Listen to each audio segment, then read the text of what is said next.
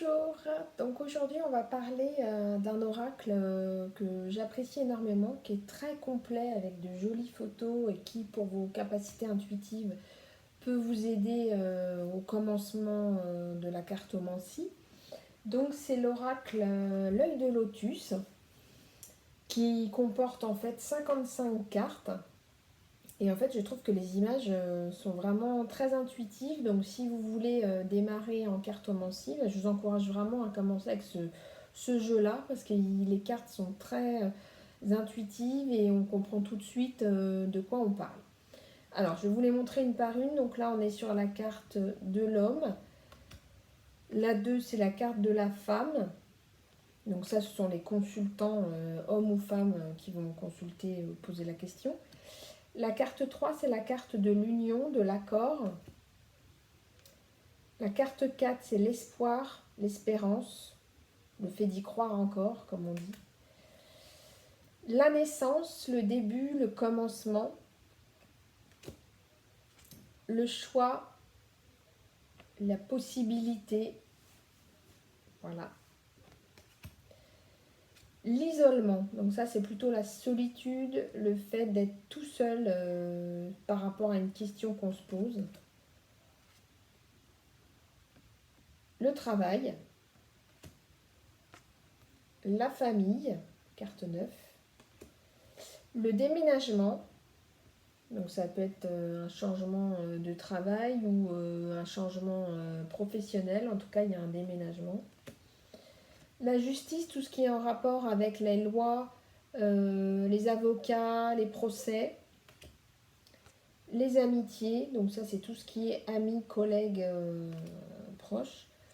L'été, alors toutes les cartes de saisonnalité, c'est soit une saison, donc là ça peut être l'été, mais ça peut être aussi une périodicité de 3 mois.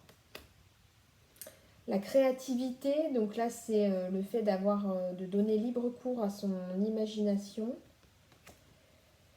Les ennuis, les soucis. La carte du détachement, donc ça indique qu'il faut prendre du recul et prendre un peu de hauteur, se détacher de quelque chose. La carte de l'effort à fournir. La carte de la transformation, du changement. La carte du printemps, encore une fois, ou 3 mois. La carte de l'amour, de la réussite.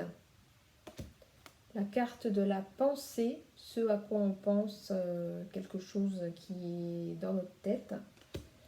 La carte de la fidélité, ou alors la fidélité c'est la confiance. Hein. La carte de la réussite, très belle carte. La maladie, le souci de santé, le traitement. Le karma, ça c'est une très bonne carte également, une carte de protection. Le commerce, donc la négociation. Le départ.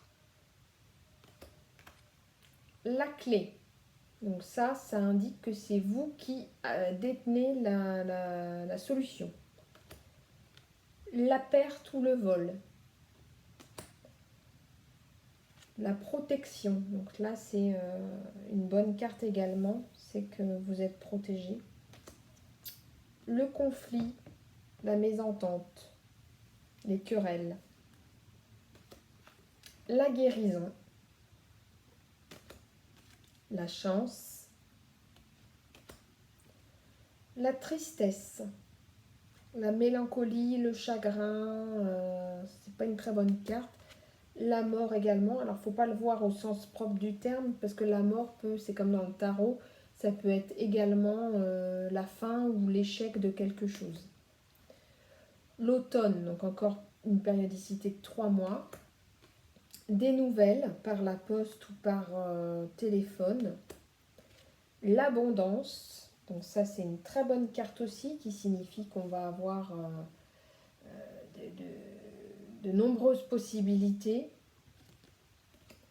La lune, alors la lune souvent c'est comme la lune elle fait souvent référence à tout ce qui est subconscient, enfin inconscient, la fertilité en tarot, la femme. Les cadeaux, donc ça c'est un cadeau ou un bien. Les rencontres, donc ça c'est une rencontre qu'on va effectuer. La rupture, la prudence, attention, donc ça c'est une carte de mise en garde. La carte de la stabilisation, donc qui peut indiquer qu'on n'est pas stable ou que justement il va y avoir une stabilité, donc à voir en fonction des cartes qui sont autour. La carte de l'envoûtement, chose qui signifie on est obtus et qu'il faut un petit peu sortir de son schéma et ne pas s'entêter à aller vers une situation. La carte de la force, les ennemis qu'on peut avoir autour de nous, les événements proches, l'interdiction ou le refus, l'hiver ou 3 mois encore une fois, la trahison. Donc ça c'est une carte qui signifie vraiment que vous avez été trahi ou on vous a mis un coup de couteau dans le dos comme on dit, des ennemis qui vous veulent pas que du bien. L'attente, la patience, voilà, il faut prendre son temps. La carte de l'accident, je ne sais pas si vous remarquez que elle ressemble vraiment à la maison Dieu de l'oracle. Donc ça c'est quelque chose de soudain, brutal, qui se casse, donc l'accident. La carte de la sagesse, de la sérénité. Et pour finir, la carte blanche qui efface tout ce qu'on a vu de négatif dans les cartes ou qui l'atténue. Donc c'est aussi avec le karma une des meilleures cartes du jeu. Donc demain, on fera un petit tirage. Là, je voulais juste vous montrer la beauté des cartes. Et donc, c'est 55 cartes que je vous encourage vraiment à vous procurer pour démarrer dans la cartomancie. Voilà, j'espère que ce tuto vous a plu. Je vous dis à demain, à bientôt.